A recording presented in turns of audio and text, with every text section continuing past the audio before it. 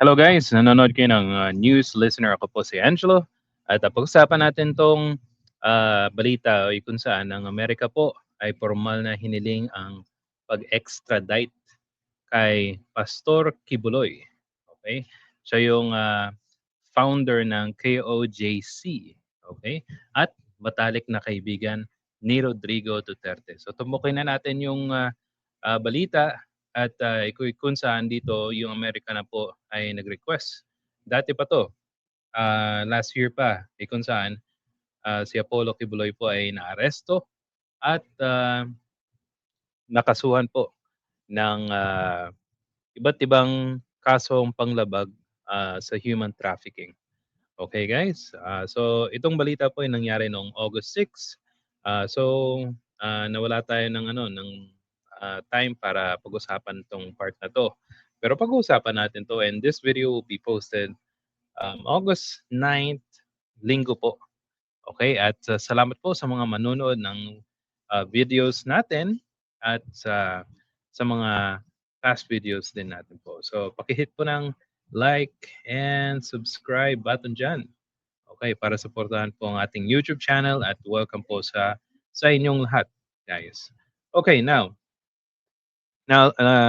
ito sa News 5, okay, punta tayo sa another post ng News 5 po. Okay? So ayon dito, ito yung mga kaso sa Amerika ni Pastor Kibuloy. Okay? So kung titingnan po natin nga post ng News 5 galing po sa kanilang page, ito yung mga sumusunod na kaso laban sa kanya. Unang-una po, conspiracy to engage in sex trafficking by force, fraud, and coercion. Ikalawa, sex trafficking by force, fraud, and coercion. Pangatlo, sex trafficking of children. Pangapat, bulk cash smuggling. At saka conspiracy. By the way guys, hindi lang po yung KOGC nandito sa Pilipinas. Nasa ibang bansa po katulad ng Amerika. At doon, um, imagine niyo ginamit pa yung Diyos, yung yung basta Diyos. O katulad din ng pag-aaral o sa Biblia ang ganitong gawain, di ba? So hindi lang yung anong yung isang yung katulad ng KOJC ay yung Iglesia ni Cristo, di ba? So itong mga sekta matitindi ito guys. Kasi nga itong si Apollo Kibuloy, although marami siyang mga followers dito sa Pilipinas, pero doon sa Amerika hindi talaga siya nakaligtas sa batas ng Amerika. At the good thing dito po sa ating bansa ay talagang kinuha siya. Kasi nga may mga paglabag din siyang nagawa doon sa Davao City. Ang unfortunate doon nung time na ang daming gustong magkaso sa taong ito, hawak ng mga Duterte yung korte sa Davao City. Kitang-kita mo na yung mga times na kinakasuhan siya, pero ayon sa kanya mismo, pag kinausap niya si Rodrigo Duterte, galing mismo sa bibig ni Kibuloy na pwedeng stop yung magkakaso sa kanya. 'Di ba? Ganyan sila katindi. Kaya nga ang ginawa ng Korte Suprema, inatasan nila yung Quezon City ata para mag-file ng kaso sa Manila para walang hawak ang mga ah, otoridad doon sa Davao City. Okay? So yan. So hindi lang sa Amerika at dito rin sa Pilipinas may kasong similar sa mga nakikita nyo po dito sa baba. Okay? At remember guys, most wanted si Apollo Kibuloy.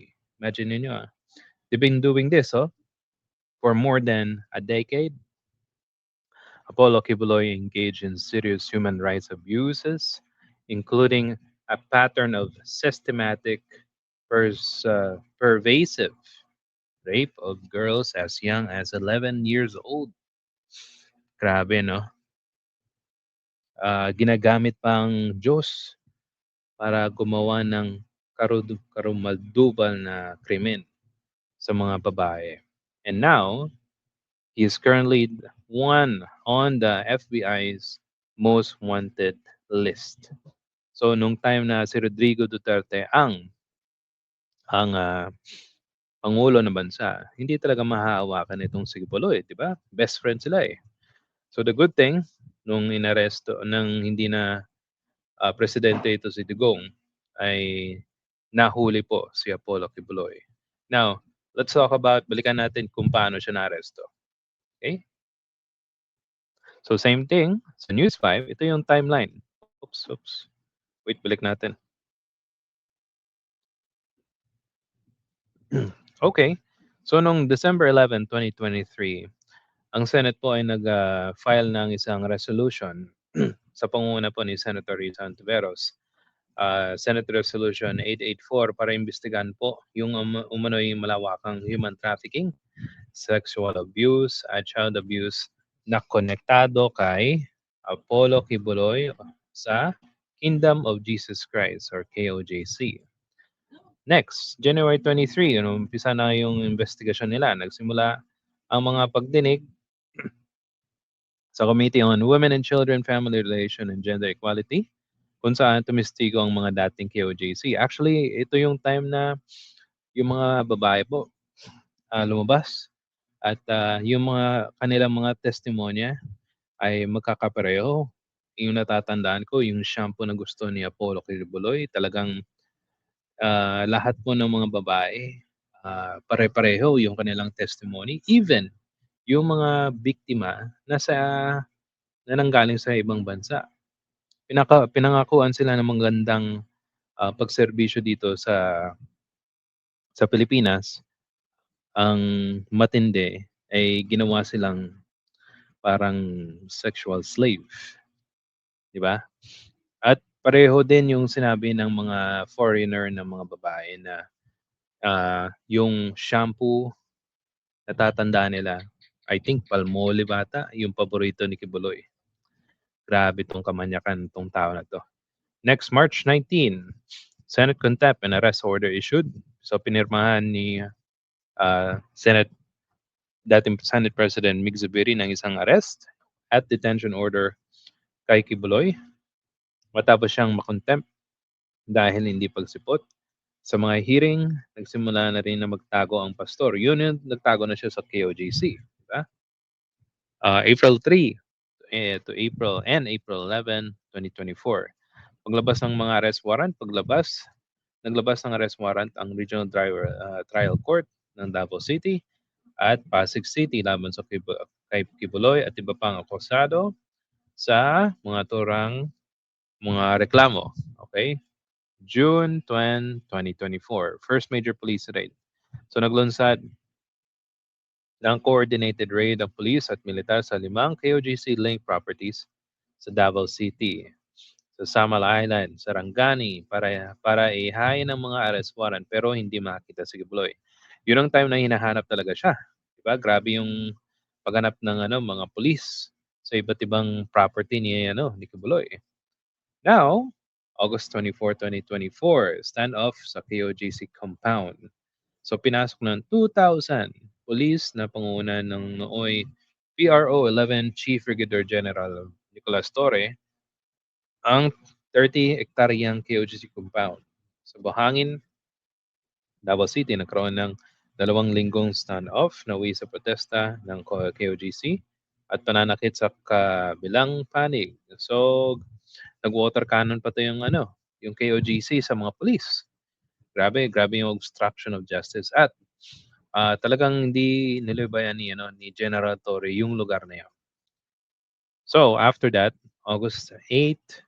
September 8 rather, sumurrender na kasi nga yung sa katagal-tagal na nandoon ang mga police ay nagbigay na po ng ultimatum ang gobyerno at talagang lulusubin na yung loob ng KOJC. They're also saying na merong underground yung bahay, yung parang stadium ni Kibuloy. Okay? At doon na nga, nadakip maresto, lumabas.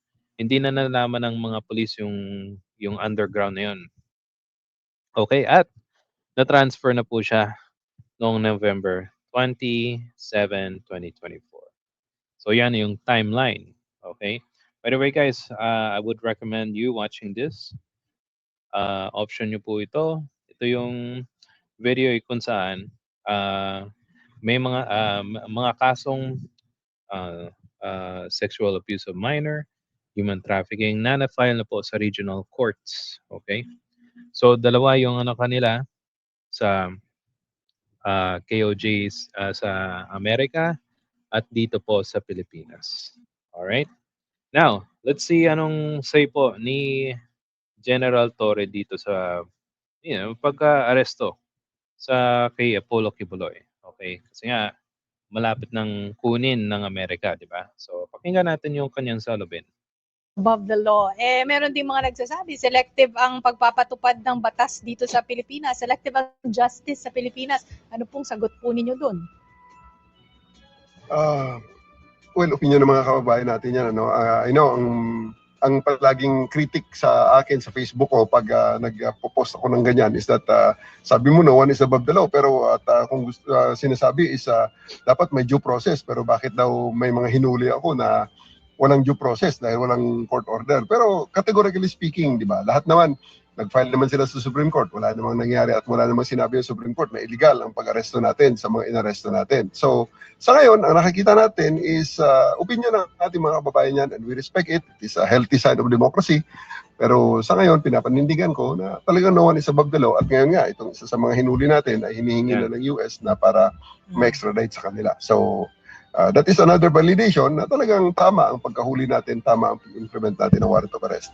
At gusto ko lang i-emphasize na kaya ko ito pinost kanina, ngayon lang, pinost ko kanina yung pinost ko about sa arrest na to para bigyan pugay din naman at alalahanin na hindi naman ako mag-isa ang gumawa nun. Gusto kong bigyan ng pugay at bigyan ng saludo ang mga taong tumulong sa akin, lalo na ang mga personnel natin na talagang despite all the odds and the pressures given to them, they stand with us to ensure that the rule of law ay manaig at ma-implement ang warrant of arrest.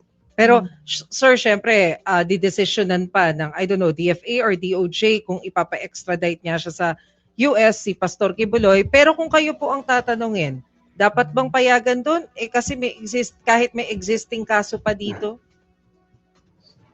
Marami pong mga abogado ngayon ang nagpipitching ng kanilang mga opinion regarding that matter at pababayaan ko muna sila dyan kasi ako yung naniniwala, ito yung klase ng mga tanong na ibigay mo sa 3 abogado, makakakuha ka ng 4 na opinion. Kaya pagbibigyan ko sila dyan na magdebate, pero sa atin dito, vindication, parang validation lang yan, na ang ginawa natin pag-aresto at pag-implement ng warrant of arrest ay isang bagay na tama at sinususugan ng batas, hindi lang dito sa Pilipinas, kundi pati sa US na rin. Siguro last sa akin, GM, no? Ano po ang pangunahing target po ninyo sa MMDA? Maybe... Okay, so yan na po yung answer ni General Torre sa mga nagsasabi na illegal daw yung pag-aresto. Okay, but again, yung kanilang warrant of arrest ay nasa physically nandun naman nung dinakip si Apollo Kibuloy. Now, let's talk about yung isa talaga sa mga nanguna sa pag-imbestiga kay Apollo Kibuloy, si Senator Risa Ontiveros. So, pakinggan natin yung kanyang opinion dito. Ano yung reaction niyo sa request ng US na extradition for Apollo Kibuloy? It's about time. Halos isang taon na nating nababalitaan na baka nga mag-request ang US State Department sa gobyerno natin na i-extradite si Apollo Kibuloy sa kanila. Dahil hindi lang dito sa Pilipinas siya ng biktima ng mga babae at mga girls. Narinig natin sa Senate Committee on Women hearings, mismo sa mga victim survivors, na pati sa US na biktima niya sila. So I'm just glad na hindi lang dito sa Pilipinas, 2 jurisdictions, pati sa US, gustong singilin ang accountability niya on behalf of yung mga victims. Tatandaan ko, sabi nila, pwedeng i-hearing yung kaso ni Kibuloy dito at saka sa Amerika. So walang problema. Okay? Pero kung hihingin ng Amerika at itong gobyerno natin ay okay doon sa request, eh wala nang kawala to si Apollo Kibuloy. Doon na siya ah, maninirahan sa kulungan ng matagal na matagal. Okay? O sige, continue natin. Survivors. Po. Ano po kaya yung mensahe niyo sa DOJ tungkol sa extradition request? Sana po ay ituloy na nila yung proseso, lalo na't in-endorse na ng Department of Foreign Affairs sa kanila, sa DOJ, itong extradition treaty. Dapat wala na talagang matirang kahit katiting na impluensya si Kibuloy dito sa ating bansa. Yung patuloy na presensya niya dito sa Pilipinas ay nagpapalakas pa ng loob sa mga natitira niyang mga followers na harasin yung mismong mga victim survivors na naglakas loob na nga na sumaksi sa victimization nila sa kanya. Dapat mapigil na yan. Ano po ang masasabi niyo sa mga biktimang patuloy na naghihintay ng hustisya? Na sa kabila ng inyong trauma, naglakas loob kayong magsalita at hindi lang para sa inyong mga sarili, alang-alang din sa ibang mga babae at girls na alam nyong biniktima din ni Kibuloy. Itong latest development tungkol sa extradition request ay dagdag pang vindication sa inyo at pangitain na dumarating ang araw na ang mas ganap na hustisya ay mabibigay sa inyo. Yan. So, hindi lang to para sa sa mga nabiktima ni Kibuloy dito sa Pilipinas, para sa mga lahat na nabiktima niya sa iba't ibang lugar doon sa sa Amerika. At the same time, sana maliwanagan yung mga followers ni Kibuloy na hindi santo, hindi anak ng Diyos yung kanilang amo. Siya ay di hamak na isang tao lamang na pwedeng arestuhin at makulong ng habang buhay. So yan na po guys. So salamat po sa mga nanonood. At kung nagustuhan niyo po ito, please hit the like and subscribe button. And kung meron kayong comment, paki-comment po sa comment section. Salamat. And I'll see you sa susunod na video. Ako po si Angelo at ito po ay ang News Listener. Thank you.